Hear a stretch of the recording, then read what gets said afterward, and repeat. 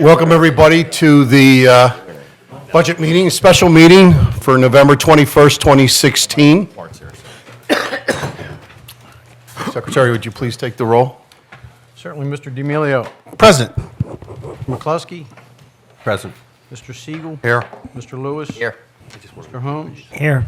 Mr. McGarity. Here. Mr. Wexler. Here. Mr. Oliva. Present. Mr. Connell. Here. Here. Please rise for the Pledge of Allegiance. I pledge allegiance to the flag of the United States of America, to the republic for which it stands, one nation, under God, indivisible, with liberty and justice for all. Thank you.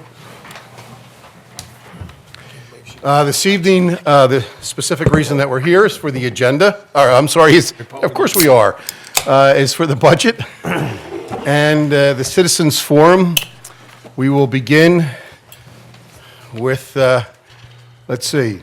McGarvey. Yeah, Mr. McGarvey. Yep, with Mr. McGarvey. Please come forward and name and address. Karen, will you be speaking tonight too? My name is Chad McGarvey, 216 Farnham Road. Karen in the booth there, so. I'm Karen Sandrolina, 406 Devon Road.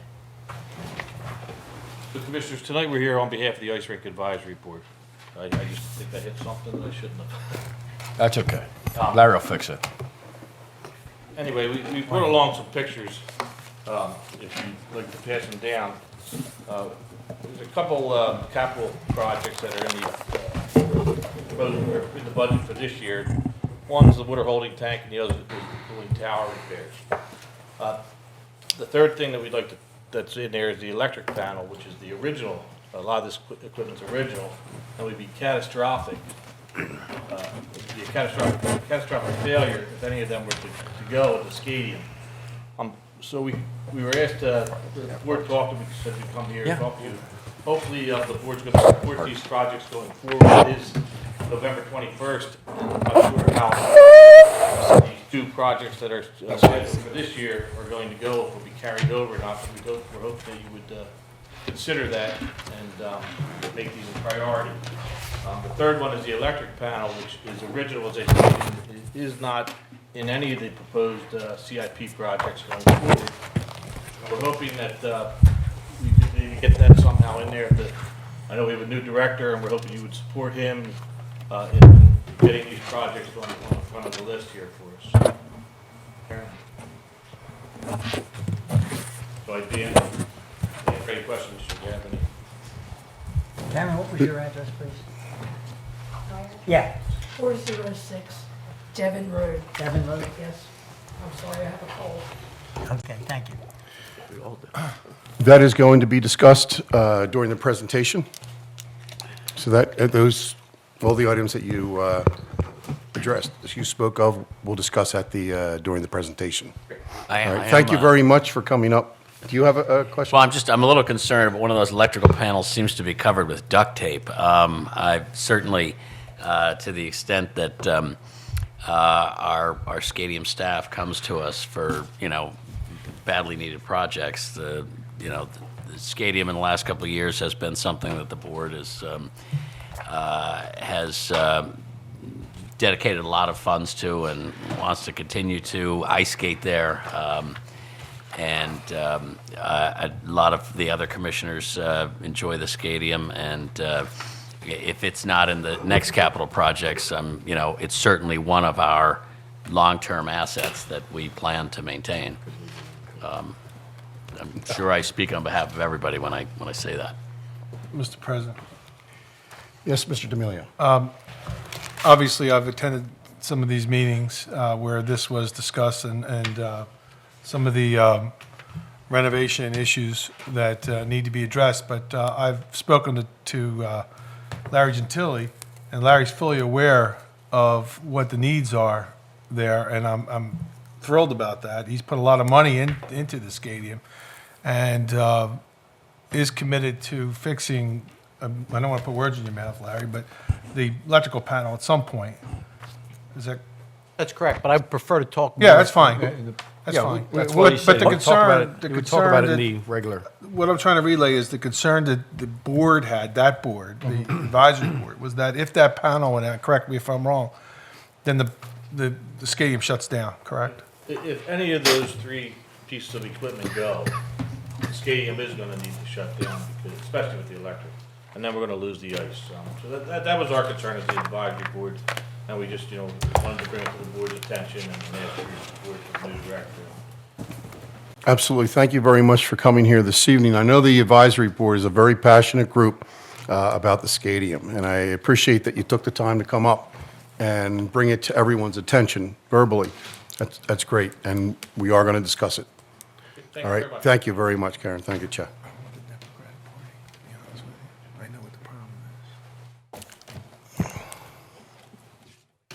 Nope, where am I here? Sorry. Okay, anyone else in the audience? Nope. Item number 3, budget hearing and preliminary adoption of year 2017 budget. I will entertain a motion. Mr. President, thank you. I move we adopt as an ordinance a preliminary general fund, sewer fund, and capital fund budget, including all the taxes, fees, service charges, and other revenue sources provided within all funds for 2017. Second? Seconded by Mr. Siegel.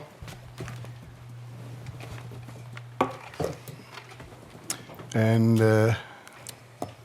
Mr. President, I would now call on our township manager, who will proudly present this budget on his behalf, on behalf of his excellent staff, including Amy Cuthbertson. I've put a great deal of work into this for the past several months, and frankly, have put a great deal of work into our finances and our budget for the last several years. And the fruits of that labor are, I think, obvious to everybody who simply drives through this township. But if they listen closely tonight, they'll get a very good view of what excellent leadership and an exacting eye can do for a local government. So with that, I turn the floor over to our township manager, Larry Gentili. Thank you. I appreciate, once again, the opportunity to be here with Mrs. Cuthbertson to review, most importantly, is our the most important tool that we do for the entire year. It's establishing our blueprint, our fiscal blueprint to direct our services for the next fiscal year. As you have heard me say in the past, this is a challenging and most important responsibility that we have as a management team. We start this process usually early August, and we have multiple meetings with staff, myself, and Mrs. Cuthbertson. Again, it is our financial blueprint, our business plan. And again, it's the most important instrument that we as the management team and the commissioners have to establish control over cost and directing our revenue. The budget decisions determine the level and the quality of government services, which in turn guide our community's future. The goal of this 2017 budget is to operate, again, within our fiscal means of the community while maintaining the essential level of services and investing in the infrastructure which will enable the township government to meet the service and the needs of the future.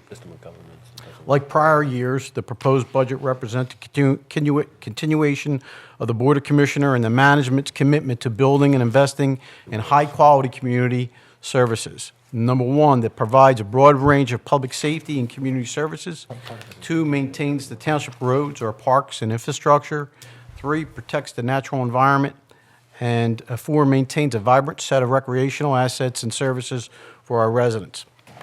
The general operating budget funds our core mission of delivery essential municipal services such as our administration, our police department, our volunteer fire services, emergency medical services, trash recycling, curbside yard waste collections, solid waste disposal, our park and recreation, snow removal, tree services, our code enforcement, and many, many more services that we've been providing for the community for the last several years.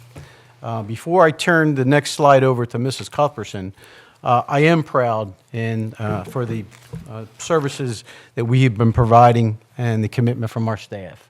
I can tell you, I feel comfortable in the last 10 years that I've sit in this role, that we have changed the township operationally, financially, and aesthetically. And I'm pleased that we'll continue to provide those level of services to our community. At this point, I'm going to call up Mrs. Cuthbertson to go over our general fund revenues. Good evening, everybody. I'm going to go through the revenues of Mr. Ginsburg said and just put on some highlights of where those changes with last year.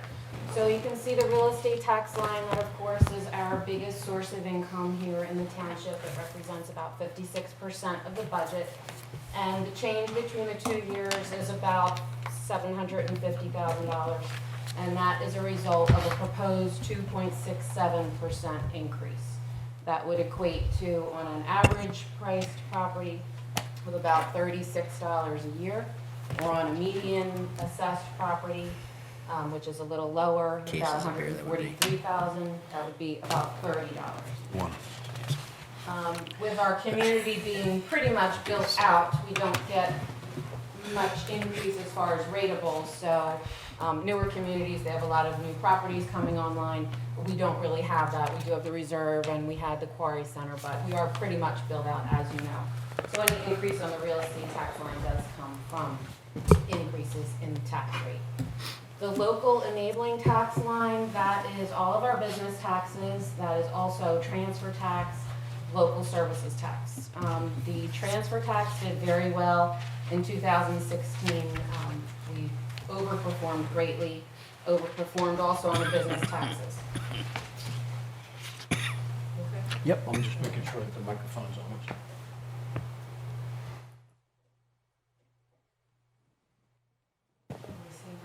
But it was on. So business taxes, your transfer taxes, and local services taxes are all in the local enabling tax line. As I was saying, transfer tax has overperformed, business taxes has overperformed. So we did increase the budget for those line items. We think they're going to stand steady. The transfer tax, we don't think it's going to continue to do as well as it did in 2016. We did have quite a high number of $1 million plus transfers in 2016, but we can't expect that to continue. But we do think the business taxes are pretty steady and are going to hold firm. Licenses and permits, that is pretty much as it's described. That's all of the code enforcement. It also includes cable franchise monies, and that's well over $1 million. You can see we did increase that line item also. When we did a trend over trend analysis over the years, the business permit monies that were coming in, we saw that they were overperforming as well, and we think they're going to be able to sustain themselves. So that's why we increased it. Fines pretty much stayed consistent. We were a little under on meter collection. We hope that rebounds, but just in case it didn't, we brought it down a little bit. Can I back up 1 second? On licenses and permits, that $1,956,000 was about $450,000 over 2015. Is that correct? It was. Yeah. So we're expecting roughly a $500,000 that trend to continue. Because that was significant.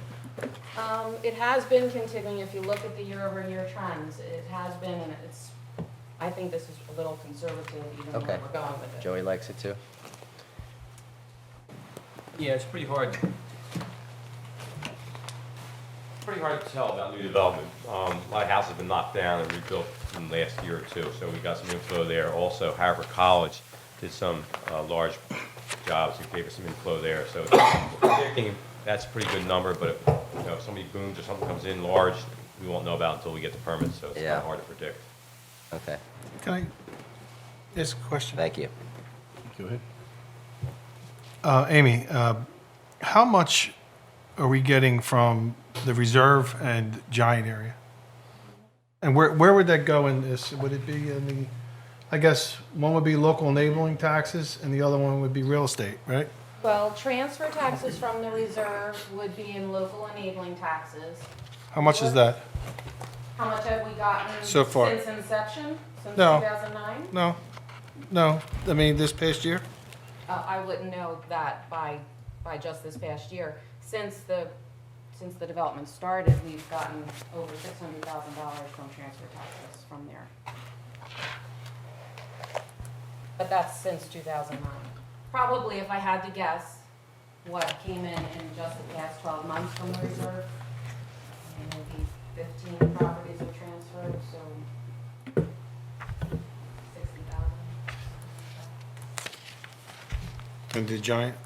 Well, the giant transfer tax wouldn't apply, that would just be business taxes and real estate taxes.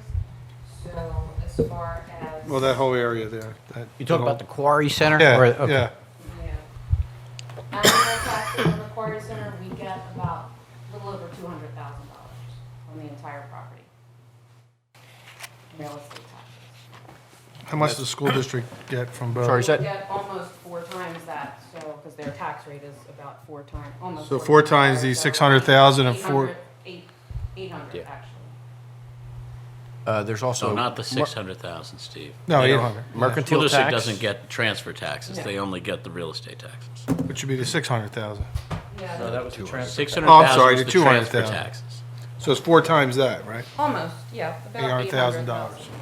And then there's mercantile tax in that too, right? Mercantile, yes, the school district would not get any of the mercantile tax, we get all of that, and that's probably about 125 from the Quarry Center. And that's also on the local enabling. The transfer tax, Amy, that's 1% on every sale? It's actually 2%, 1% goes to the state, the other one is split between the school district and municipality. Oh, okay, so we get a half, so the 600,000 we've made on that The school district has made the same amount. is our share. I'm sorry, Stephen, I had that wrong. Okay, so that's, I mean, that represents 60 million of sales at Haverford Reserve. Yes.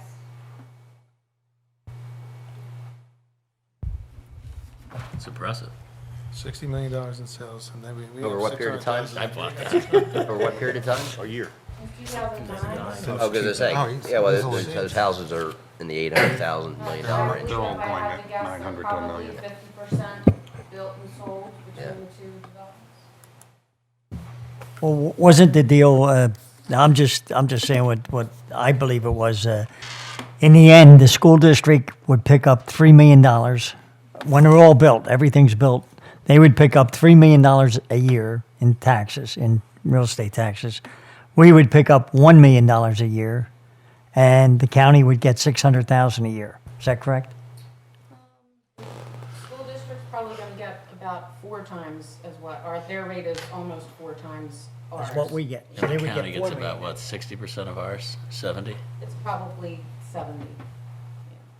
Yeah. So it's been a very lucrative not there yet. moneymaker for all 3 tax rate. Unless there's any more questions on this one? Interest and rents, you'll see that's down because really the rent side, if you remember, we renegotiated a loan with Oakmont Fire, and it brought their repayment from 160 down to 120. That we also lost a couple carriers off Jimmy and cell Kenny, when towers. they're out, when they're like Kenny and Jimmy. Grants and gifts are pretty much remain constant between the 2 years. Departmental earnings, that is park and rec, it is our trash fee, it is all the charges, like my department charges for a tax cert, things like that. You can see an increase there, and that is largely attributed to, we are proposing a $3 for a residential unit trash fee increase from $194 to $197.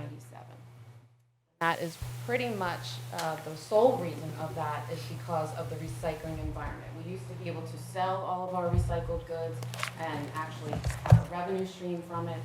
That environment has changed, and now we're paying for it. So we had to add to our budget. And I believe we're paying $19 a ton. It's up to 21 now. $21 a ton 21.52. of What would recycling. trash be? $33 a ton. 33.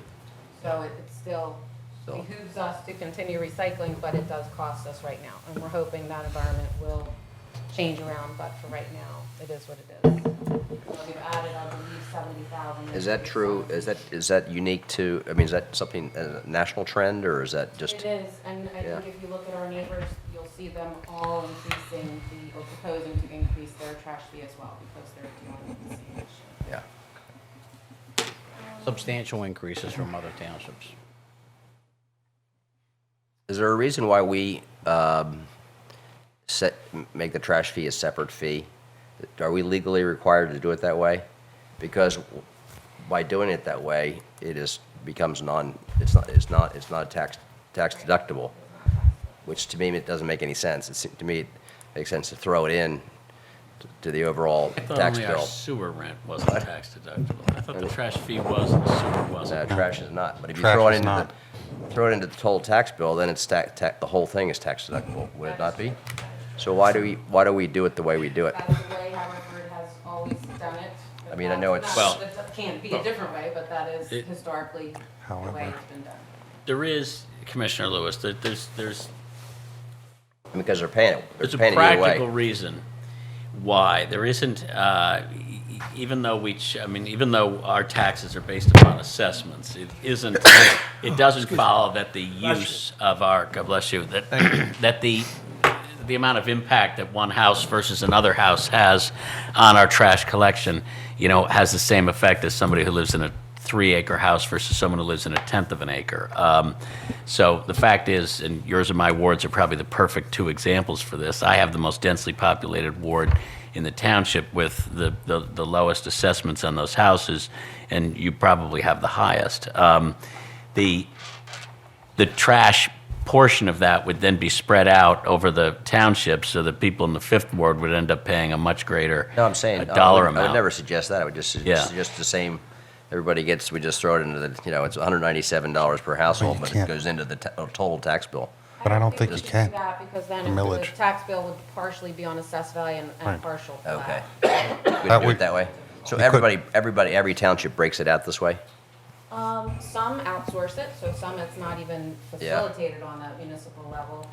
Some it is included just as part of a service that is provided by the township through its real estate taxes and isn't even a separately stated anything. It's just, I believe Lower Marion is like 300 and some a house, and then also has a graduated thing, depending on how many they cans have you rear use. collection where it can They, be they, more. they separate it out as well. The only reason I raise it is because it becomes, not that it's that significant, but it's not tax deductible, which Right. is, yeah. Yeah, I mean, the good news is it's $197. Yeah, I mean, it's not, it does reflect about 80 to 85% of what our trash collection bill ends up being. Right. Some places, put the entire trash bill onto a separate fee, and then it could be $100 more. And we have tried to keep in our own management target of having the fee cover 80 to 85% of the cost of sanitation. That's good. I mean, I have wondered in the past whether or not, I've wondered this out loud. It was one of the things we do, obviously, is we have the library subsidy in here, which is, the overwhelming majority of its operating expenses are funded by the township. I have wondered in the past whether or not that's something we ought to fund by just having a library fee of $25 per house, as opposed to just it's factored into the taxes, and Yeah. people pay a proportionate amount depending what the assessment of their home is, regardless of whether they use the library or not. So, but I think at $1.2 million, that would be a higher, 60, what do we have? 17,005 houses, 17,500 paying households in the township, so it could be, that would be, 60, actually, yeah, it would only be Less than a about, million. Yeah. 900,000, something like that. we could get, but it's just something to think about in the future as to whether or not that's one way we want to parse out anything else besides trash. But it does create the situation you're describing of removing the deductibility of the expense Right. from your taxes. Yeah. The more you start adding different items to there, Yeah. the higher. The higher it sounds. Yeah, oh, I know. It's just, in some circumstances, it's, when we talk about certain areas where we've got to do improvements, sometimes things are very easily enumerated and easily spread out over everybody, as opposed to spread out over people's assessments on their homes, which, you can build on a tenth of an acre in Haverford, in the 6th Ward now, and happen to get hit with a $450,000 assessment. And you can live on an acre somewhere else in a 60-year-old house and have a $210,000 assessment. And there's just some arbitrariness to the notion of real estate taxes and a 19th century way of funding things, but it's a long way before I change that. Yeah. Yeah. And also, Agreed.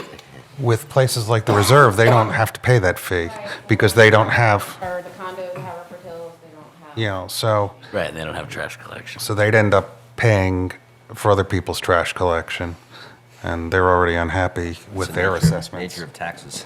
Yeah, well, it would be disproportionate for any of the higher houses, but higher assessed houses. Well, it's worth noting, it's as well, as long as we're talking about the entire burden. I mean, our real estate taxes, our median assessment is $145,000. Are you going to equate this to a case of beer? I'm not. I've learned my lesson. I'm going to equate it to bottled water. Okay, good. Our median assessment is $145,000. Don't know if that's better. Which, means that 50% of our homeowners pay that or less, and 50% of our homeowners pay that or more. That equates to an $1,145 tax bill. That is, divide that by 12, it's about $95.60 a month. Now, some of us probably do spend that much on beer, but certainly people spend a lot more on cable television and wireless phones and to insure their cars than they do for our tax burden right now for 36 parks, 125 miles of roads, 70 police officers, and all the excellent services we get. I feel compelled to do this every year, but I Vote have no? No. No. Going to do that later. Residents can forego cable. They cannot forego their tax bill. Oh, I know, but they So- get extraordinary But your value for the tax comparison, bill. and I say this every year, is it's not apples to apples there. If they're struggling for whatever reason, and so many people are struggling, then they could say, well, I'm going to, they look at your finances, I'm going to put the cable away. I need to pay my taxes. Say the word. I would happily, change our revenue stream to something more modern. We could incorporate, different taxes into this. We could take into account people that, who are retired. We can, there's a whole lot of ways that we can fund the township services that we need to provide for everybody, other than this 19th century way of assessing people on the home they've lived in, especially if they've lived in it for 50 years and their kids are all grown up and they're just trying to retire. I'm with you 100%. I'd be This is willing to just hear right that. now. What? I would be willing to Yeah. hear your suggestions. I mean, seriously. After I run for election again, then we'll talk about things like, an income tax and stuff like that. But Want to take a picture with me? yeah. Yeah. Actually, I might be the last person you posed in a photo who didn't lose the election. So maybe we'll break your streak. If we could have Mrs. Cuthbertson continue? Yeah. Thank you. The stadium, you'll see that's just slightly down. We did see some trending down on the Intercounty Scholastic League gate revenue that was coming in, so we just brought that down a little bit. Other income, that is relatively the same, so there really wasn't much noteworthy there. The fund transfers, this is where we, just as it says, we transfer money to other funds, or other funds transfer money to us, or we use fund balance, and that is the accumulation of previous years' overlays. So last year, we transferred $1.6 million of our reserves into the general fund, and then eventually transferred it out. $1 million, if you remember, we transferred to the capital projects fund as a safeguard in the event that any of our building projects ran over. So that's safely sitting in the capital projects fund. We took it from our reserves. And the $600,000, that is the annual transfer from the sewer fund into the general fund because of the expenditures that the general fund incurs on behalf of the sewer fund. For instance, Mr. Gentili's time, Mr. Doherty's time, all that public works time that isn't charged directly to the central sewer fund. So in 17, I was just going to say we increased that because we expect 2016 to end with an overperformance as well. So what we are proposing to do is bring 2 million of reserves into the general fund and then transfer it into the capital project fund. Begin to self-fund some smaller end projects as opposed to relying always on borrowing. With regard to the stadium, the trend you saw is just an issue on gate revenue. It's not an issue on rental, is it? No, it was the gate revenue line is what we attributed it to.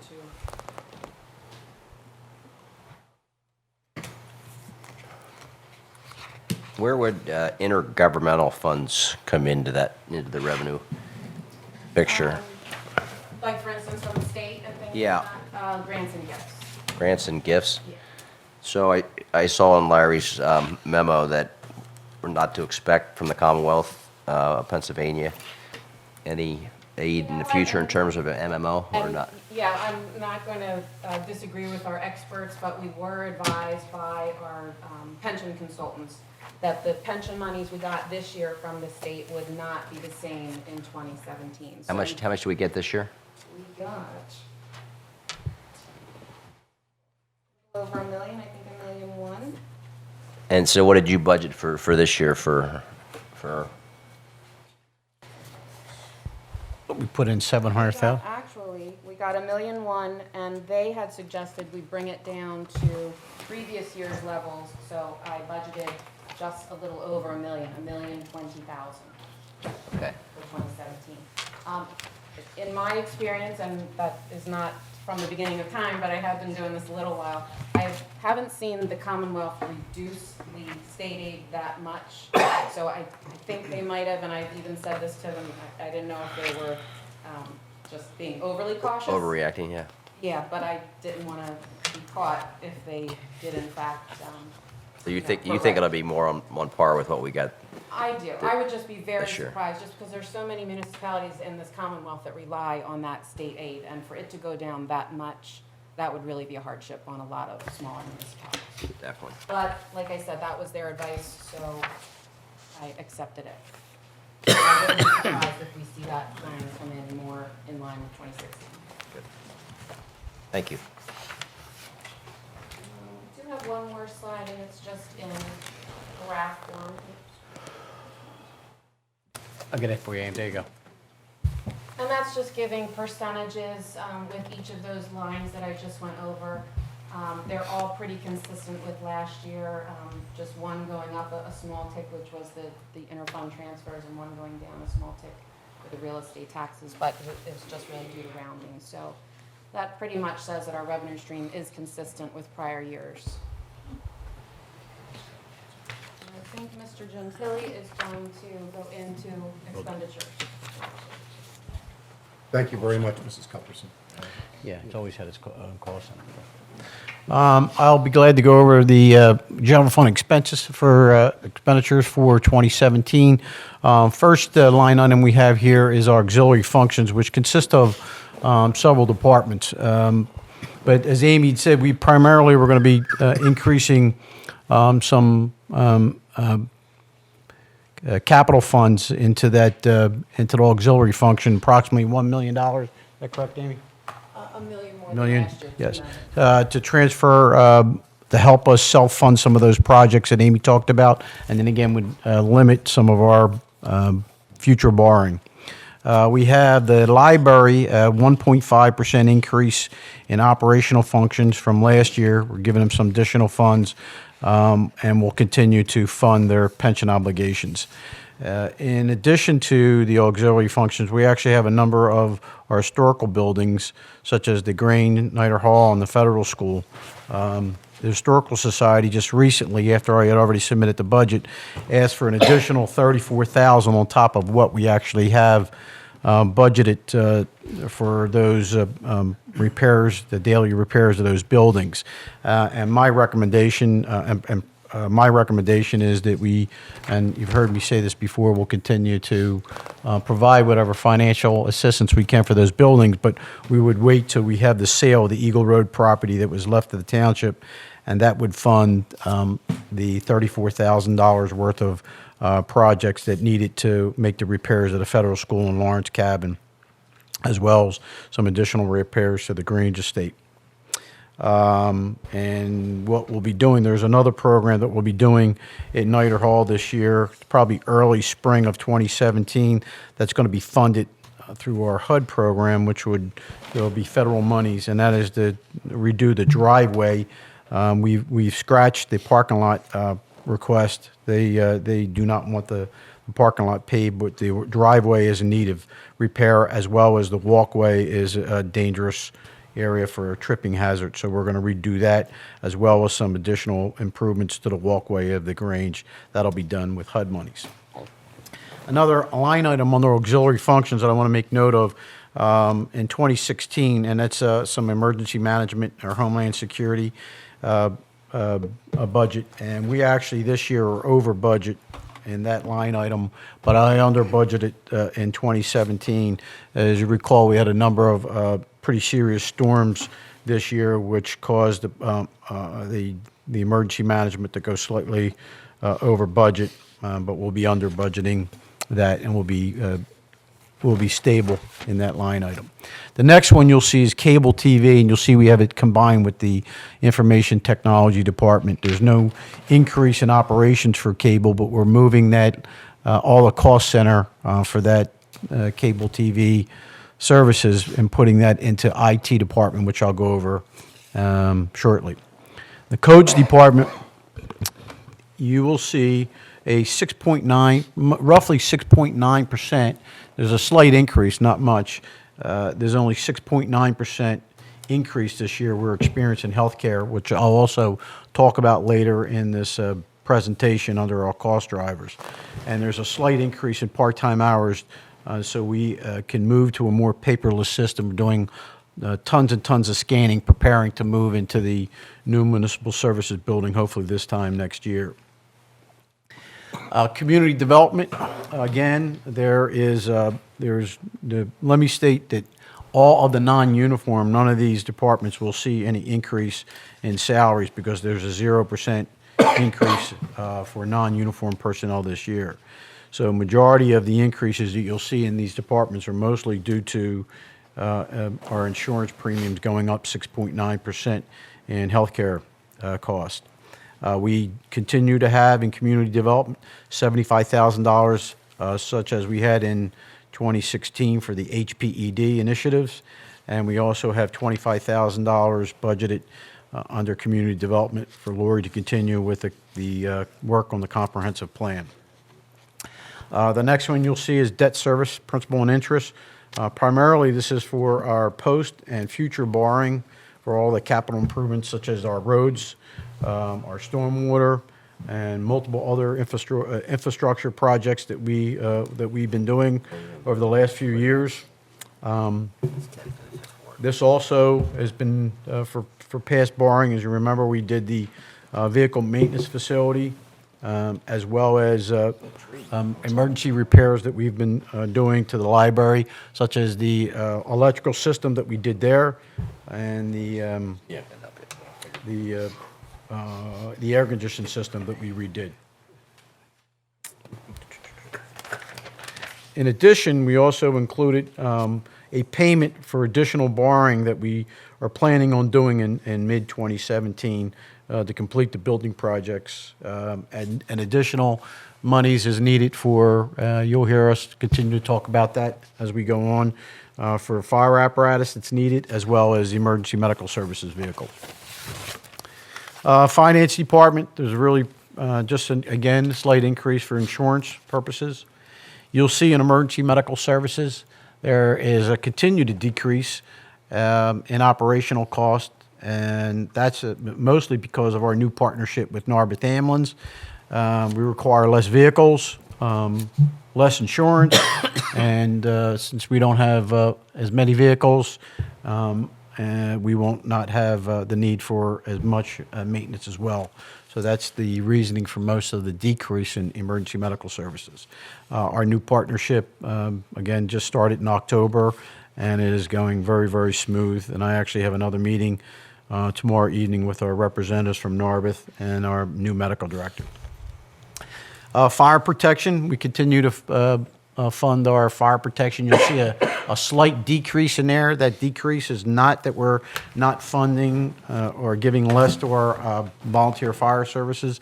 That slight decrease is the monies that comes into the township that we move over to the fire departments, and that's the decrease in the Relief Association, and that decrease, I believe, was $17,000. And again, we'll be funding approximately in our capital, future capital, we'll be funding $2 million for 3 new fire apparatus. Human resources, again, slight increase, and that's due to healthcare-related benefits. Stadium operating costs, again, there is an increase in insurance costs. We're seeing a slight decrease in some maintenance, and again, that's slight, but we have a number of capital improvements. As you heard from our representatives from the Stadium Advisory Board, we're going to be, and again, I'll be talking more intense about this, more specific as we get to our capital improvements. But the new water cooling tower, we need new motors for our compressors, as well as we're going to be bidding out for a new electrical panel that is obviously due to be replaced. In information technology, as you see, there's a slight increase there. Mostly is because, again, we're combining the cable TV expenses into information technology, and that's where really it should be. That department's also, again, experiencing, like every other department in the township, this year we're experiencing a 6.9 increase in healthcare-related expenses, and we have some additional hours to budget it to address the social media and make continued improvements with our social media improvements, again, which I'll talk about a little bit further in this presentation. Management, again, increase in healthcare and some salary adjustments. The police department, you will see, which is, again, the largest expense in our expenditure line item, which historically always has been, consists of about 38% of our operating budget. Police department uniform personnel receive a 2% salary increase this year. We additionally have agreed to share the cost with the school district. We're increasing some of the salaries for the crossing guards. We have a 6.9% again in healthcare. We have 5 vehicles that are budgeted, and we're continuing to see a demand for animal control, so we're budgeting for animal control. And we actually have a decrease, a slight decrease, you'll see in the line items of your budget packet under police department for their canine. And we brought that down because historically, we've been budgeting $38,000 a year, and that was the initial cost needed to establish the program. So we don't see a need to replace any dogs in the immediate near future. So we've decreased the canine operations down to $25,000, and there's no issues with the chief or the deputy chief. Park and Recs, again, mostly is due to the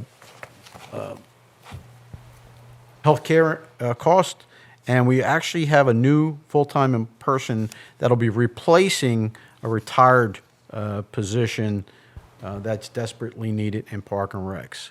So that's where the additional increases are. Is that administrative position or labor? That is an administrative position. It's an office person who had retired, and we're replacing them. The highway department, there is the 2 big cost drivers in the highway department are, again, our increase in healthcare, and there is a $250,000 cost to replace our street sweeper that is over 10 years, and that's about the life expectancy of these units. We actually put it off last year. We can't put it off any longer, so that is the big increase in the highway department. The snow budget? Can I ask you a question about that? Certainly. Is that the kind of equipment that we could share with other municipalities? And, I mean, do we use that on a daily basis? Or We is do. it- Oh, we do? It's out yeah, every day? It's out every day. Oh, okay. Yeah. And we actually have a reserve, but only one is on the street. And One is out every day? yeah, one's out every day. Especially this time of year, we couldn't share it with anyone. And we have. I mean, we share other equipment, mostly minor equipment with Marple. Marple Township is the town that we normally have a very close partnership with. We've partnered with Upper Darby. We also do a brine program with them, which has helped with our snow budget. And again, that was an initiative that we started a number of years ago. We're very proud of that. Haverford, Marple, and now Upper Darby continue to be the only towns in Delaware County, and that's had significant savings to our snow budget. Great And- idea, Ed. Yeah. In the snow budget, you'll see that we have a decrease, and, bless you. Amy, what Amy did for me is perform a 5-year trend, and she calculated the usage with the current salt and our brine program, and we found that also with the reduction in the salt fee this year, so the salt was down, and we were able to bring that salt budget down. Street lighting continues to be fairly high level budget, and we're continuing to see a high trend. We experienced over the last year several down street lights, basically hit and runs. Our police department did some very good investigative work, and 2 of them were able to track down, and we received reimbursement. But if you have a street light that's struck by a driver 3 o'clock in the morning, and it's not reported to us for an hour later, and we have to replace that, that comes at the cost of the taxpayer, unfortunately. Those street lights are not cheap. Some cases, they can exceed $50,000 when it's all said and done. But then we also have our normal maintenance costs. Well, one initiative that we started this year, and then I believe Mr. Lewis has a question, that we started in 2016, and we're going to continue in 2016 as well into 2017, is an initiative that Mrs. Widdop brought in, and it's transferring our street lights over to LED. And we did a pilot program in the first ward. We converted 92 street lights. It's been a very big success, and there's no money out of pocket for us in operational or capital costs to pay for that. That money's spread over a number of years. We pay for that in our utility cost, and at the end of that cycle, we actually break even because it's less maintenance. To give you an idea, an LED will last about 100 to 110,000 hours of burn time, where the regular lights that we have now usually last about 10,000 hours of phosphorus time. So, we are within probably late December, early January, we have a program to establish into replacing additional 680 lights in 2017 and possibly even more. So two questions. First one, the LED lights, they can tend to be pretty obnoxious. I understand you can change the bulbs. They can. We're actually, Not so bright or. yeah, but we're not also- finding that. We put the 92 lights up and again, in the first ward, and we actually had only one complaint, and they've been up for about 3-4 months now. Yeah. Especially with the security and concerns with break-ins and what's happening all throughout our nation. It's that, actually too, Larry, I'm sorry to interrupt you, but the way they shine down, Andy, Yeah. they shine down. You had said this to me, the way they shine on the streets is much different than the yellow lights that were up there. That's correct. So they're more direct. But my understanding is even the ones that we had put into Westgate Hills, which was a couple months ago, the ones that we're going to be putting in in the next wards are cited is a split up between the 3rd and 4th ward. We'll be putting 680 of them up. I make those You're out. decisions. Yeah. Thanks. Every ward will get their share, I assure you. Sure. I'm sure. What'd you do with the one complaint? Is it something where you can? It was more of, and it was a legit, it was the way that the head was angled, it was actually going right into the house. We had it changed, and we have not heard anything but positive comments. But it is it's a different type of a light, and we're pretty comfortable that we can adjust to any complaints. I've received no complaints from residents except that one, and it was legit. And there's a warranty. And it actually saves us because once they go up, there's a warranty, a several-year warranty. If something happens to the light, we don't even send our existing electricians out. The vendor comes out immediately, makes the repair or replaces the head. And where does the electricity cost show up in the expense? That's under our utilities. Where is that? Haven't gotten to it. Is that under, Amy, is that under for the street light? Building maintenance? Okay. How much would that be?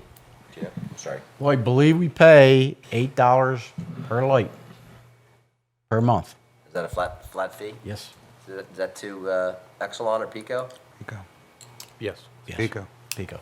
Is that something we can bid out? I mean, can we? Lori has. Yeah, bid? Yeah. I believe we're in a two-year. Oh, 2 years? 2 year. Okay.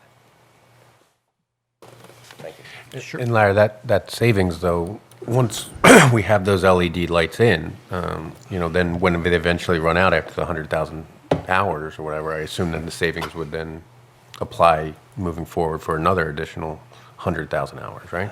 Exactly So right. it's, And we have like a 5-year, Lori has, we'll share it with this board as we move forward into 2017. But we've been meeting, myself, Mrs. Cuthbertson, Mrs. Widdop, and Mr. Doherty, as well as our electricians, with Constellation Energy, and we're putting out together a 5-year plan on having all the lights converted over to LED. There's some sections of Haverford Township that we couldn't put street lights up, and some of them are actually in your ward, Kevin. Unfortunately, there's poles there, but there's no electricity. A lot of the electricity comes from the rear of the homes and sometimes underground to feed the houses. So that would be dependent upon Pico. I'm sure that would be additional cost, but that's something we're going to look at into the future. I just want to add that Mr. Baker does a real good job on these lights. He really, he's first class. He knows everything, and he knows how to handle like the way the light is positioned. He changes them around, or if one's white and the other's yellow, he'll put a yellow light in there, and he knows all about all that, and the bad ballasts and all. So he's a professional. He knows what he's doing. Okay. The next department would be sanitation. Again, increase in healthcare, but we actually have, you'll see the sanitation is slightly down, and mostly because we actually have new hires that we replace with some retired personnel, and they come in obviously in as a lower rate, and to replace our retirees. So therefore, we're actually seeing a slight decrease in wages. But there's an increase in healthcare, like every other department. And again, we're continuing to see an increase in recycling costs over the last few years. And just to give you an idea, and I could talk about this more, our recycling we're paying right now is approximately $9,500 a month, and on a yearly basis, we dispose of about 5,200 tons of single-stream recycling materials. That's not yard waste. That's just 5,200 tons of glass, paper, all the things that we accept in single stream. Compare that to our 17,000 tons of trash that we pick up every year with our sanitation department, deliver that. Historically, a number of years ago when Delaware County first implemented, and this is when it was cheaper, and this is that we were paying approximately $1 million a year when it was just 20-something dollars a ton. It would have been well over $1 million. We implemented the single stream, we implemented the curbside, and which brought down our trash disposal fee roughly $550,000 a year. So the single stream recycling has helped. The yard waste on Mondays that we do every Mondays, that has increased because we moved it from Wednesday to Monday, making it easier for our residents to put out the yard waste. We pick up approximately 6,250 tons of yard waste. We have that collected for free. And multiply that by $33 a ton or even $20 a ton, that's what we would be paying. We're one of the only towns that actually continue to have a vendor who collects our yard waste at our facility for free, so saving well over $200,000 a year to the residents. And then obviously our annual leaf program, which we're in right now, last year we picked up 5,382 tons of leaves. And this year, we'll probably be on track for about the same. As we don't have any wet weather, that actually helps us because the leaves are being picked up by our yard, by the vendor, and they're not wet, they're lighter. It actually helps us with disposal fees. So that is it for our sanitation. Again, as Amy said, we're looking for a very, very slight increase, which we compare to other townships. $197 per household is a bargain to get curbside, yard waste, 2 trash pickups, single stream recycling, and an annual leaf collection program. And the last one is our park maintenance department. And again, that's a very, very slight increase, and that is due to our healthcare cost. You'll see I have, let me back up again, the biggest department that we have in the township is the police department, which is, again, consists of approximately 38% of our operating budget. And the next one, the next group of departments that you will see, obviously, is our building maintenance, our highway, snow removal. All of that has to do with our public services, and that computes to approximately, you put all those departments together, $10,548,000, which is about 24% of the total operating budget. And then the next 2 highest programs that we have is our park services, our park and recreation, and our park maintenance, and that comes to about $2,203,000, a little bit more, which is about 5% of our total operating budget. Again, what I have here is I put up every year is this is just a graph showing a picture of our departments by budget, and you'll see at the bottom that I've had a few residents concerned about the operating budget for the police department. And if you look at our police department comparing to surrounding communities, we're definitely one of the lower ones.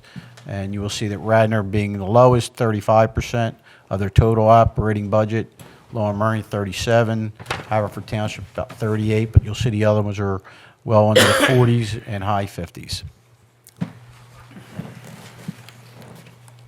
One of the next big initiatives that we have been striving for over the last few years, as well as it's just the way our community is going and other communities, it's important making sure that we're getting the word out using every means of social media.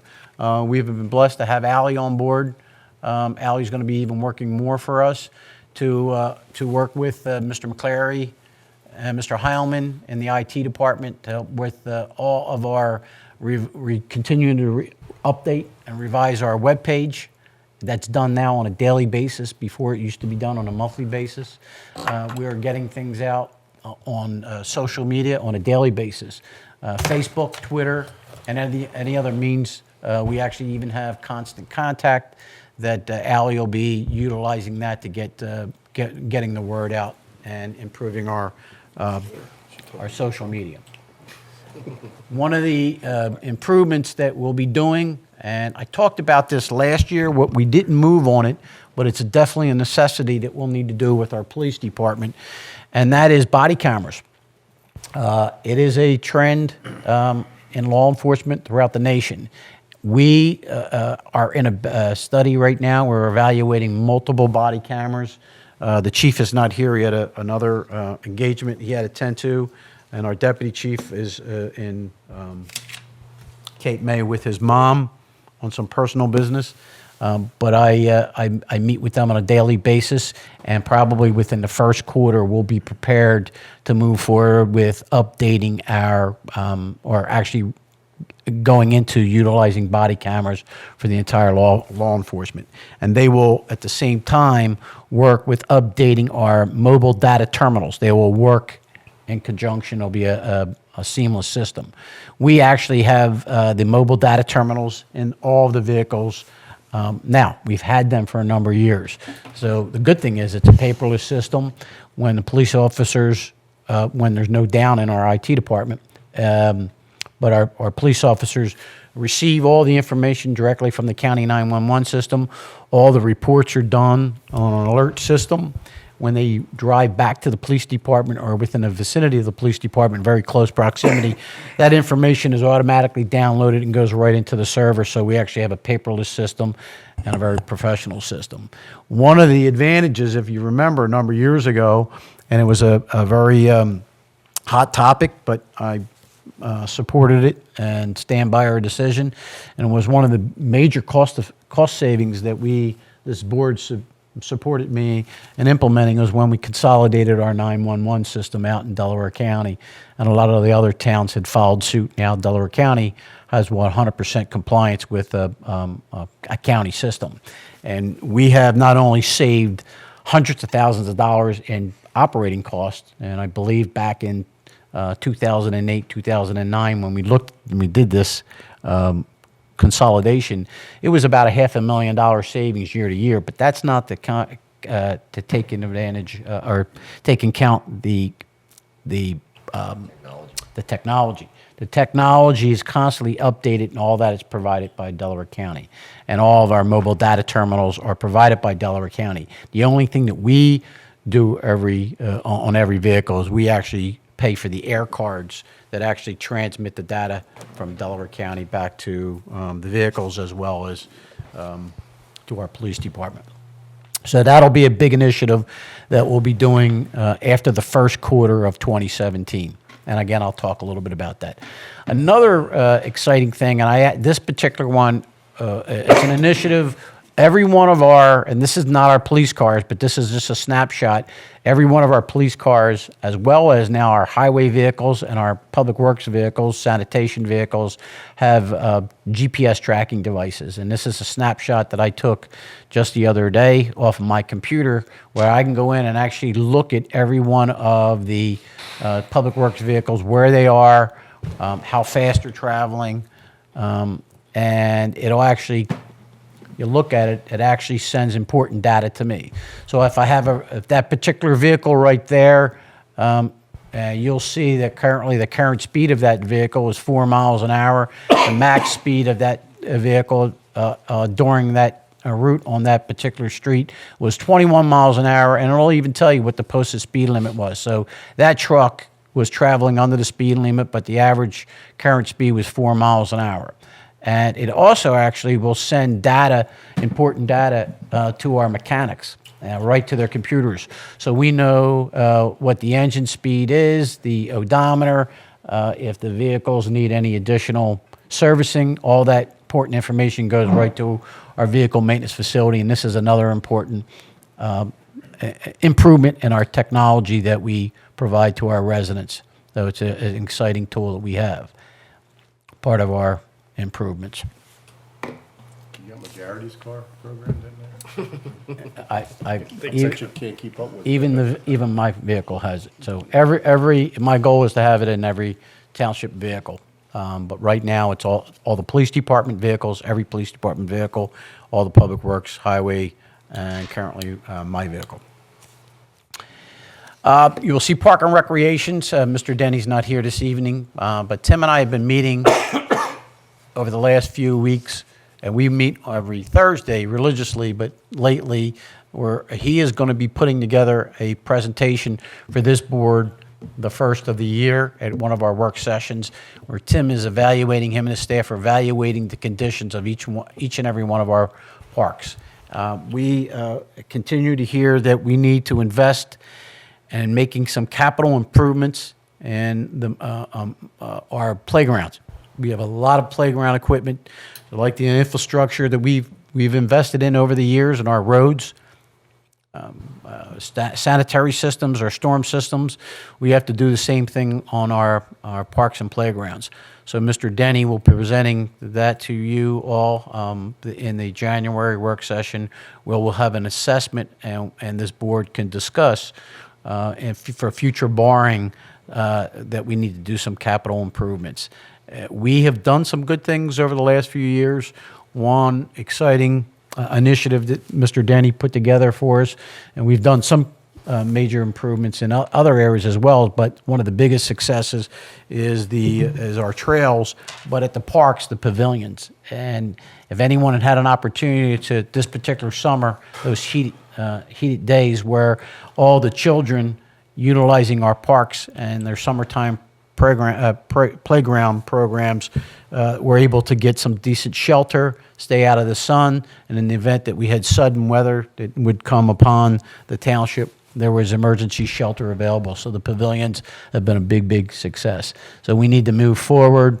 So as we take a serious look in 2017, when we talk about doing the additional borrowing for the library and other initiatives, replacing the fire apparatus, we'll need to take a serious look and making some serious commitments to improving our parks. At this point, I'm going to ask Amy just to talk a little bit about our sewer fund revenues and expenses. Sure. This is the sanitary sewer fund. This is nothing related to stormwater or anything. So this is the sanitary fund and how it's disposed of. You can see revenues are 4.95. They were 4.95 in the 2016 budget, so there hasn't really been a lot of movement. We are not proposing a rate change for sanitary sewer, so it'll stay at $4.70 per 1,000 gallons of water used.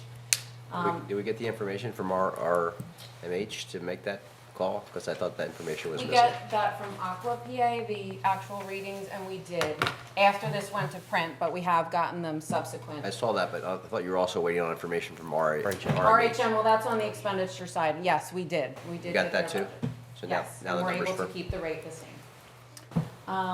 Other than the sewer rents that are charged to all the properties connected to the public sewer, there's very few other minor line items that go into those revenues. So 99% of the fund is funded through those fees for sewer rents.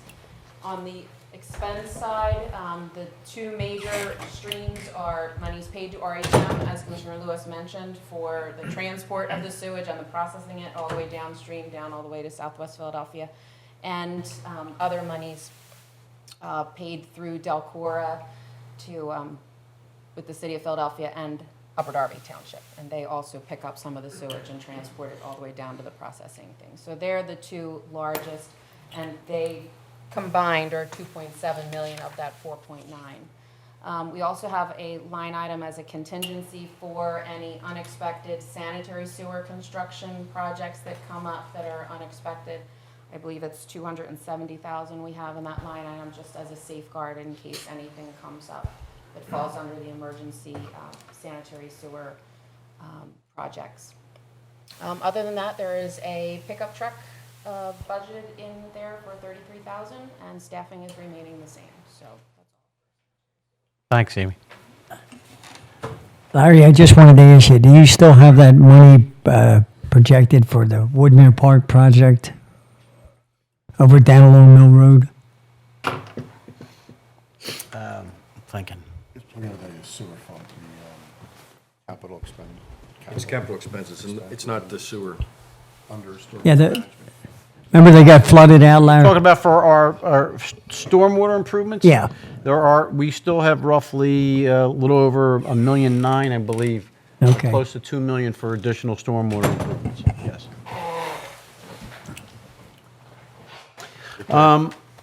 Each year, I like to put this slide up and just go over what some of the major cost drivers that we experience, and no different in 2017.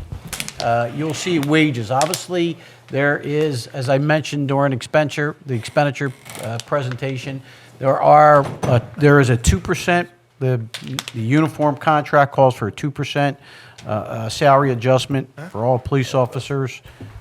In 2017, there is a 0%. We're in the last year of our 4-year agreement with the non-uniform personnel, so this calls for a 0% increase, which helps us keep you'll see there's only $181,000, or roughly $182,000 increase from wages from 2016 to 2017. As I said time and time again over this presentation, numerous times, we're looking at a 6.9 increase for our medical benefits, which is it's almost double from last year. Last year, I believe we experienced roughly a 3 to 3.5% increase in 2016. We are Haverford Township is part of the consortium with multiple townships throughout Delaware County, as well as the school districts. So we actually have a lot of bargaining power, but I believe that the healthcare reform is driving these costs. As you can see on the news, you'll see there's a substantial impact on healthcare costs throughout the nation. The next one is our MMO, our pension obligation. Amy tells me that this year there's almost a scratch because 2017 is a non-evaluation year. Actually 2016 is a non-evaluation year. We'll be reevaluated again in 2017, and that'll have an impact. We'll see what that impact would be as we move forward into the 2018 budget. Our township insurances mostly is down $41,000. Mostly is because, again, you've heard me in our expense budget that we actually have less EMS vehicles now. So less vehicles equal less insurance. So we've seen a substantial decrease in our insurance premiums, and we're not paying our medical liability for Dr. Dickinson any longer, which else, that's why you're seeing that decrease in healthcare. And the debt service, again, is expected due to, obviously, the borrowing that we've been doing, and that we are also be doing additional financing and additional borrowing. So that is the increase for the debt service. And these are the cost drivers, which, again, computes to just a little over $1 million. It's medical benefits killing us. I'm sorry? I said the medical benefits were the, Medical benefits are, yes, the biggest impact. yeah. Talk about a little bit about the capital programs that we have. I've just listed for your review there for programs that we did in 2016, but in 2017, some of the major equipment that we'll be doing is we need 5 police vehicles. We did 4 this year, but we're going to need 5. We actually had 2 police cars that were totaled just recently, and that's exactly what we normally purchase anyway, is 5 vehicles each year. 5 fire apparatus, we're looking at 3 vehicles at a cost of $2 million. 1 ladder truck for Oakmont Fire Company, 1 new pumper for Oakmont Fire Company, and 1 new pumper for Manoa Fire Company. Those vehicles we've been talking about for the last 2 years, just shy of, again, $2 million. That will need to be funded as we move into 2017 for the additional borrowing that we're going to do about mid-year to fund them. Question. How do we decide when to replace a police vehicle? Is it based on the age of the vehicle or mileage or a combination of the two? Usually combination of the two. When the police vehicles come off the line and they usually go down to investigations, and then from investigations, then they go over to the codes department, and from the codes department, they usually go back to the meter enforcement people. And most of the police vehicles will get 15 plus, even more. 15 plus years? Yeah. Andy, usually it's when the tailpipe's dragging along the ground and you can't see out the windows. Back of the car's on fire. Most of the vehicles that you'll see in codes, we've been trying to move. They're safer for our vehicles, especially for our codes enforcement, our code inspectors. Some of the vehicles that they're using now were paramedic vehicles, the paramedic response vehicles. They're old expeditions, and then we rehab them, paint them, and allow the codes inspectors to use those vehicles so they can go out during inclement weather and don't have to worry about putting chains on, so they're safer for them. They're out inspecting the sidewalks and continue to do their job when there's snow. So we get a number of vehicles, a number of years out of those vehicles. And again, that comes from Mr. Doherty and Mr. Marinari, Danny Mariani, who make those decisions. They'll take a look at the vehicles. Unfortunately, we had a brand-new 2017 police vehicle. Saturday, police officer was traveling on Lawrence Road. A vehicle pulled out of the Linwood School. The driver struck broadside at the police officer, drove that vehicle into a parked car on Lawrence Road. The officer had a very minor injury, but that police vehicle is only on the street a few months, and that vehicle's totaled. So that'll need to be replaced immediately as well.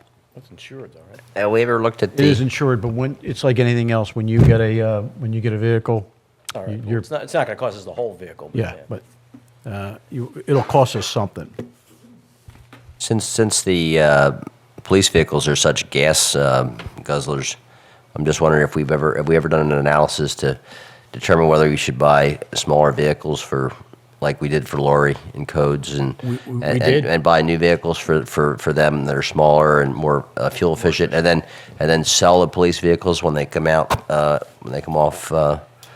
Well, we can Please tell you use- that we did that. We actually have a number of them, and we actually went back and reversed that decision, and you'll see that trend happening and throughout all police departments. We went to the Ford Explorer Yeah. again, which is an all-wheel drive, and they call it a police package. It's beefed up suspension.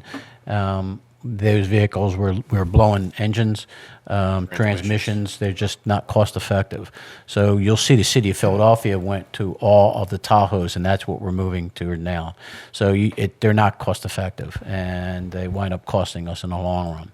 No, but I'm talking about in terms of codes like what Lori has.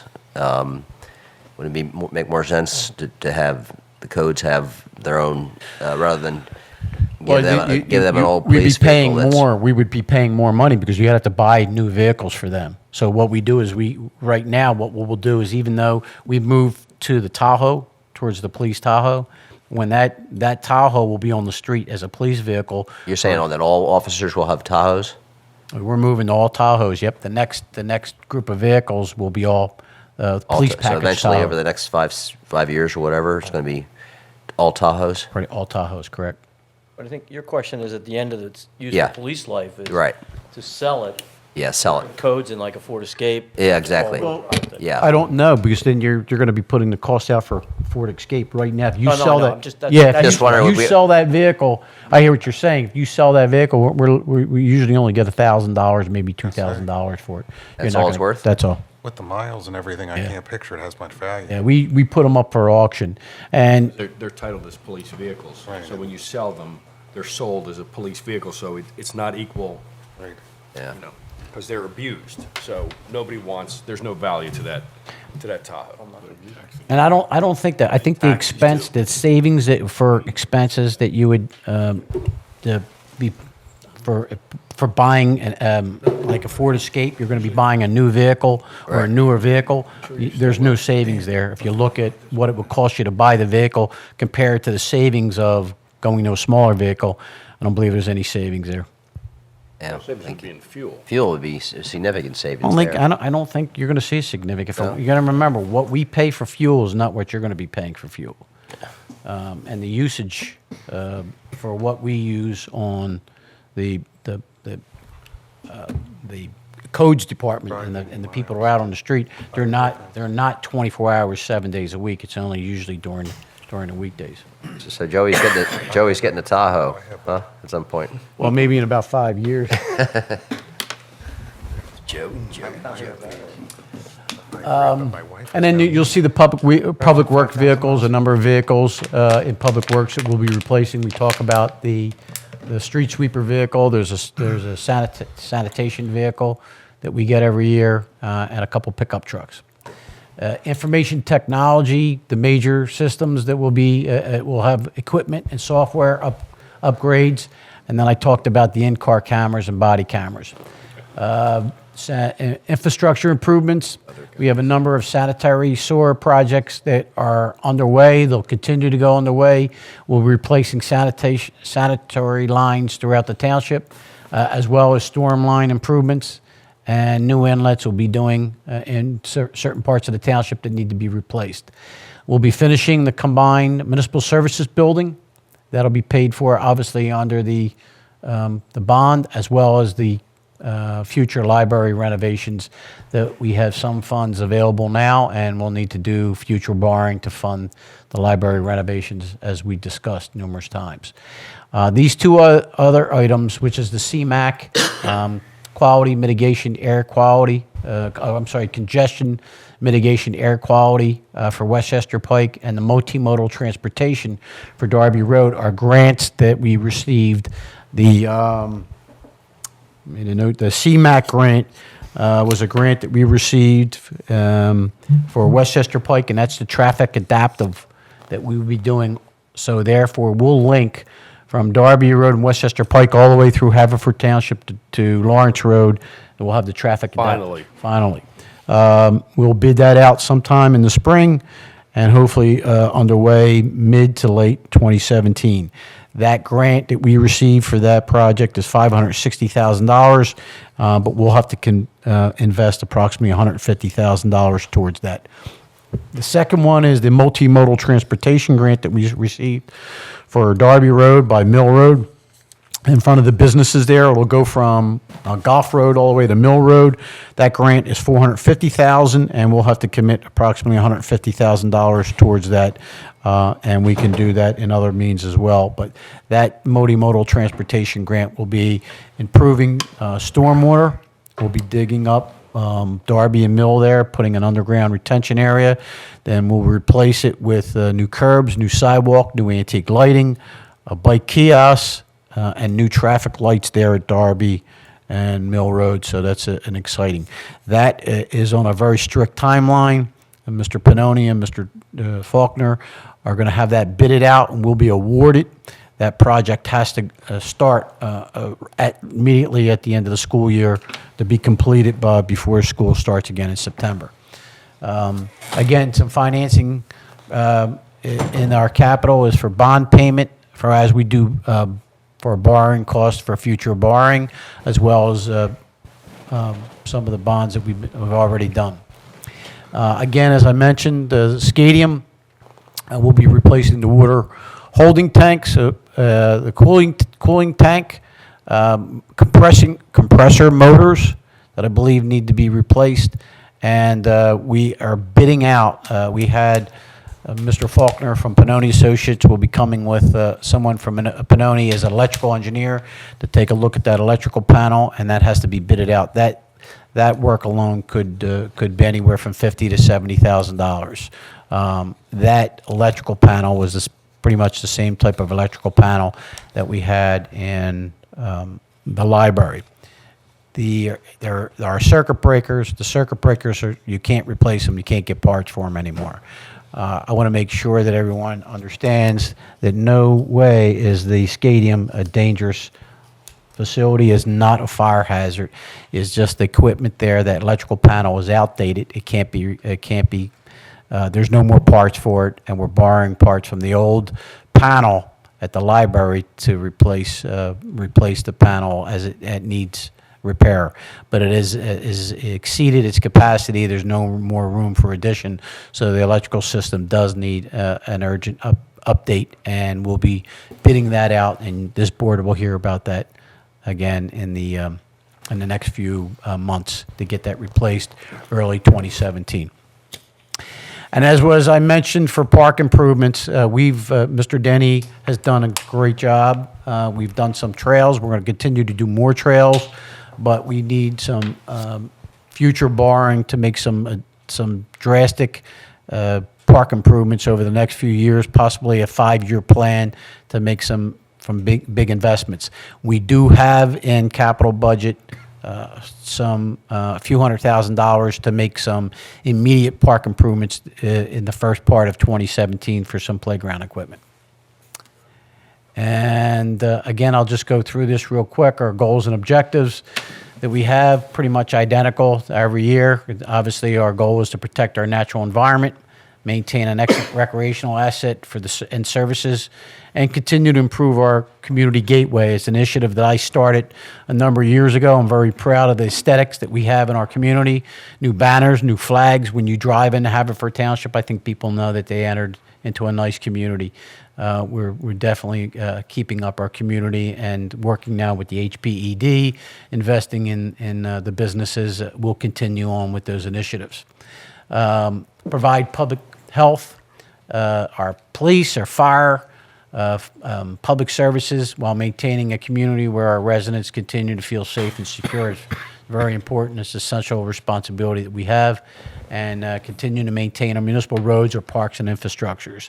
And again, as a reminder to this board, we've done more. We just finished a little over $1 million road program this year.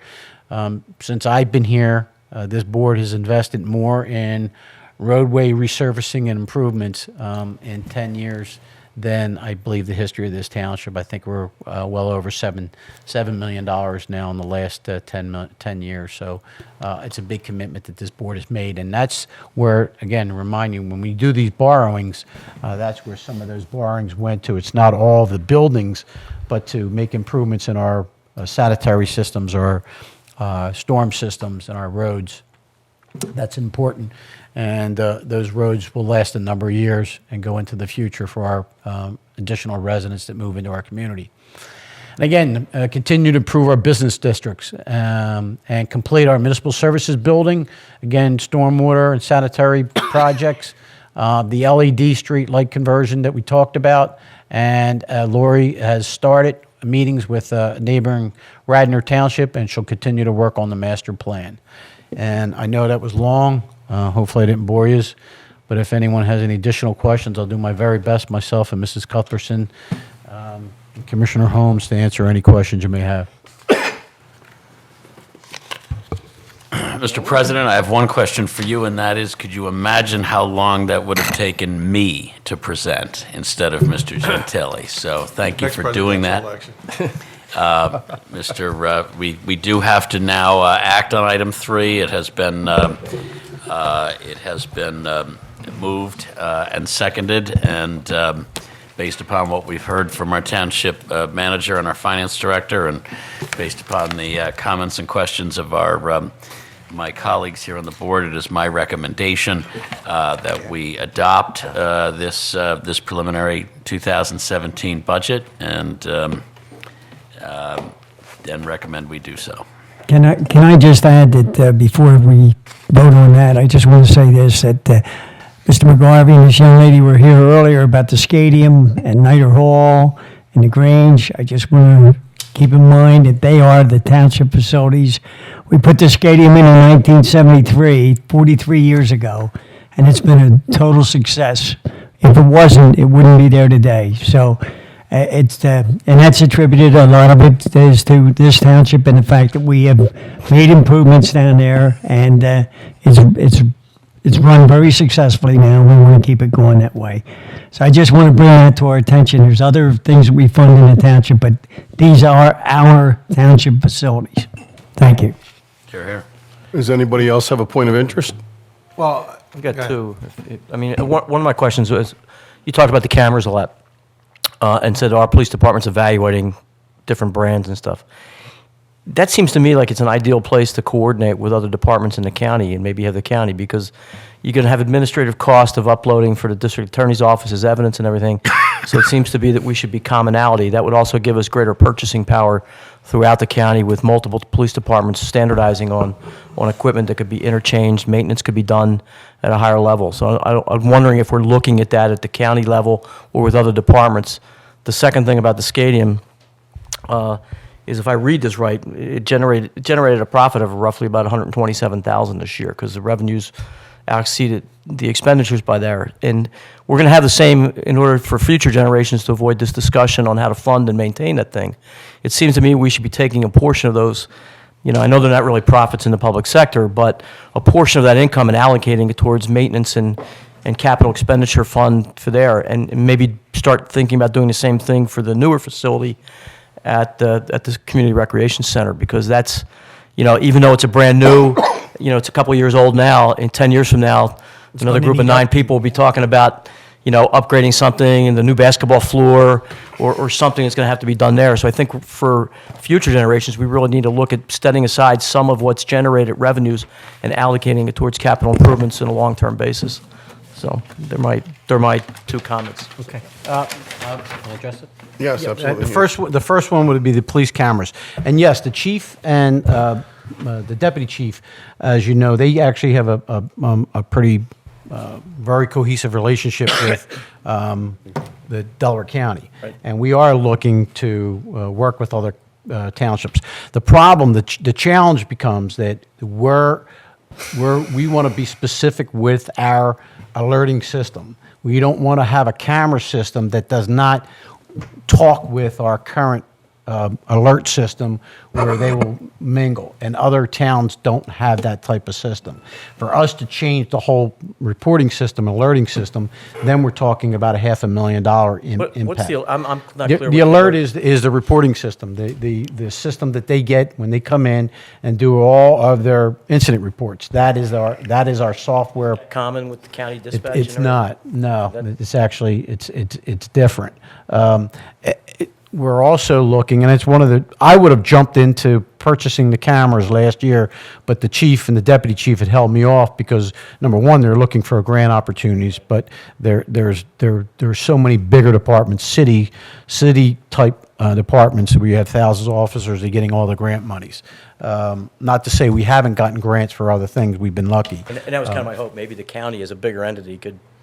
Yeah, there's Foster grant that would cover there's more. been no initiative, and again, and I think that again we're not going to move forward. You'll hear more reports from the chief and the deputy chief on the type of camera system that they'd like to go with. But I know Mr. McClary is intimately involved in. No, I just pointed out, it Yeah. just makes sense that all the townships throughout the county should have some type of standard. There should be a minimum standard we should be adhering to be interoperative. If we have task force, we have, some of those events where we've had multiple police in other jurisdictions, and we've had police, such as the US Open and those type of I things. agree. It makes all the sense, and maybe the chief can do a little bit better job, or has more information when he comes in the future. Relating to the stadium, yes, the stadium is doing operationally better than it's ever done before.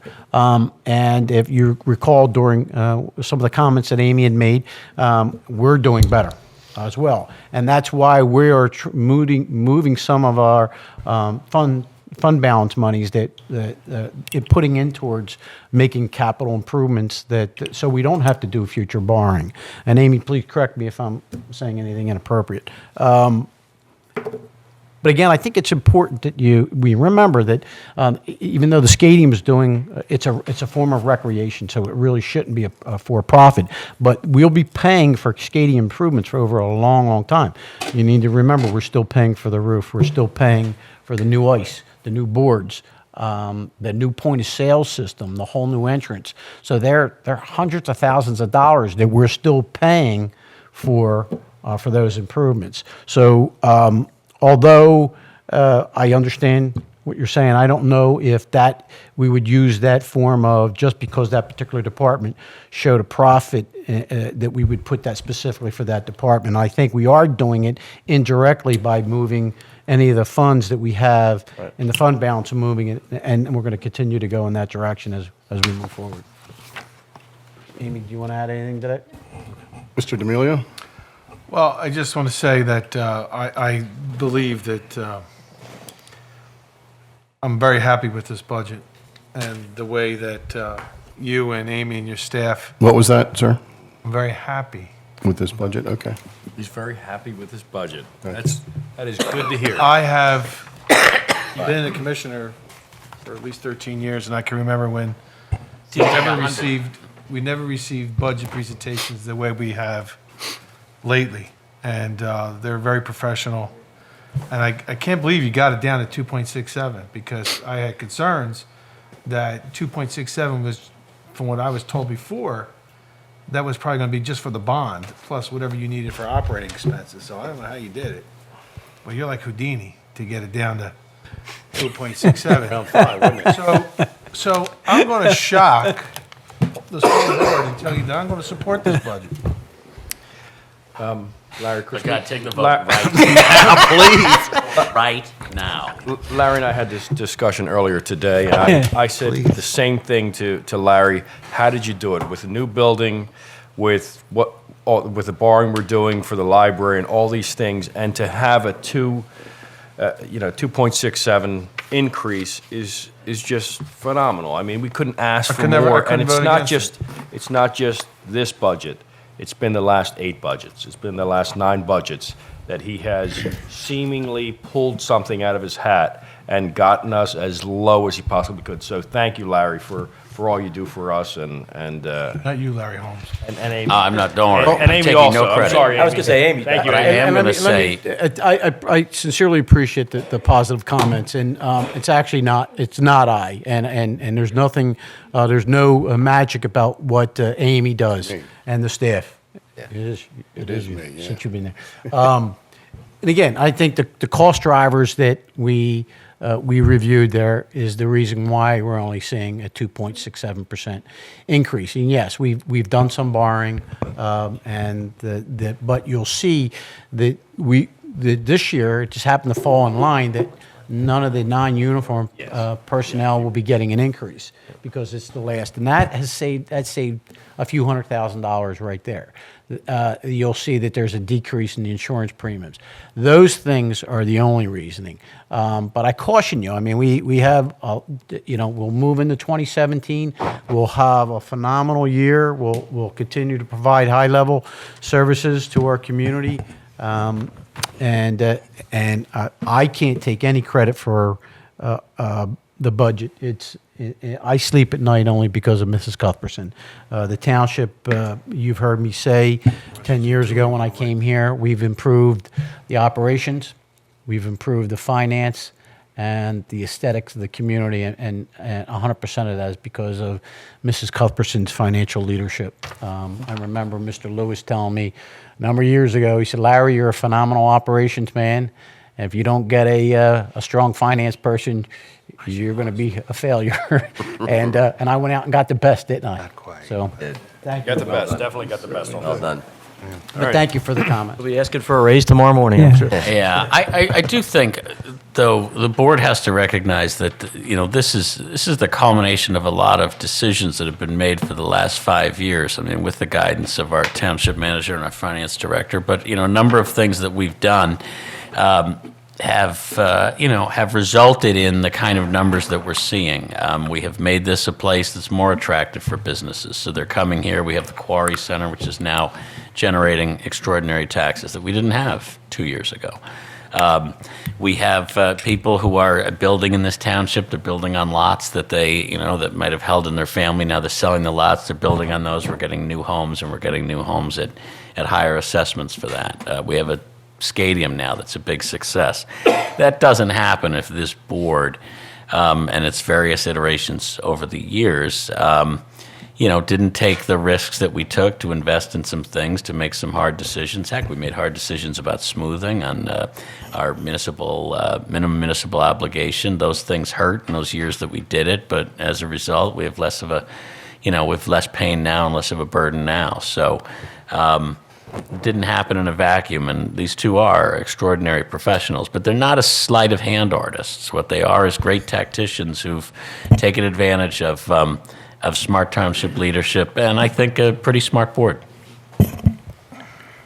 Thank you very much, gentlemen, and we do have a vote to record. So, Mr. Secretary, if you would please take the vote.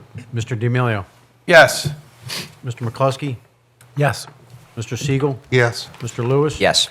Mr. Holmes. Yes. Mr. McGarity. I feel like the Chicago Cubs, 108 years it took them to do it. And tonight we did it with D'Amelio. So like Harry Carey would say, 2 strikes and a ball here in Chicago. Ladies and gentlemen, I vote yes. Mr. Wexler. Yes. Mr. Oliva. Yes. And Mr. Connell. Yes. I was going to vote no. Mr. President, Item number 5, Mr. Holmes. I move we adopt the first reading of ordinance number P24 of 2016, fixing the annual sewer rental charge for each property connected to the sewer to $4.70 per 1,000 gallons of water consumed or used by said property. Second. Seconded by Mr. Oliva. Questions and concerns? As you know, this is no change. Yep. There being none, please take the roll. Mr. D'Amelio. Yes. Mr. McCluskey. Yes. Mr. Siegel. Yes. Mr. Lewis. Yes. Mr. Holmes. Yes. Mr. McGarry. Yes. Mr. Wexler. Yes. Mr. Oliva. Yes. And Mr. Connell. Yes. Mr. Holmes, number Mr. 6. President, Mr. President, I move we adopt the first reading of ordinance number P25 of 2016, fixing the Township of Haverford trash fee at $197 per year. Second. Seconded by Mr. Wexler. To summarize, that just reflects the increased cost to us of recycling disposal, which still remains an economically better alternative for us. And we are still trying to approximate a trash fee at about 80% of what it actually costs the township to collect all trash in the township. And I recommend we adopt it. And there was a presentation, so therefore, please take the roll. Mr. D'Amelio? Yes. Mr. McCluskey? Yes. Mr. Siegel? Yes. Mr. Lewis? Yes. Mr. Holmes? Yes. Mr. McGarity? Yes. Mr. Wexler? Yes. Mr. Oliva? Yes. And Mr. Connell. Yes. And that is the agenda for this evening. Thank you very much for those who did attend. Thank you, gentlemen, for your time. And to the staff of Haverford Township, thank you very, very much for putting together a very comprehensive 2017 budget. Here, here. This must be voted on again. I want to remind everybody, this is the, gentlemen, this is the first reading. There will be a second reading in December. Mr. Gentili? Non-related to the budget, but it's been brought to my attention. I think some of the members of the board are aware of this. I believe the PICO will start their road resurfacing on Eagle Road this evening. I believe it's going to be between 8 p.m. and 4 a.m. They're scheduled to start tonight, tomorrow night, and possibly into Wednesday night, but they want to get it done before Thanksgiving. So just wanted to throw that out It'll be there. a Thanksgiving miracle. That's your motion. Drive down Eagle Road. Motion to adjourn? So moved. Second. All in favor? Thinking last night. Happy Thanksgiving.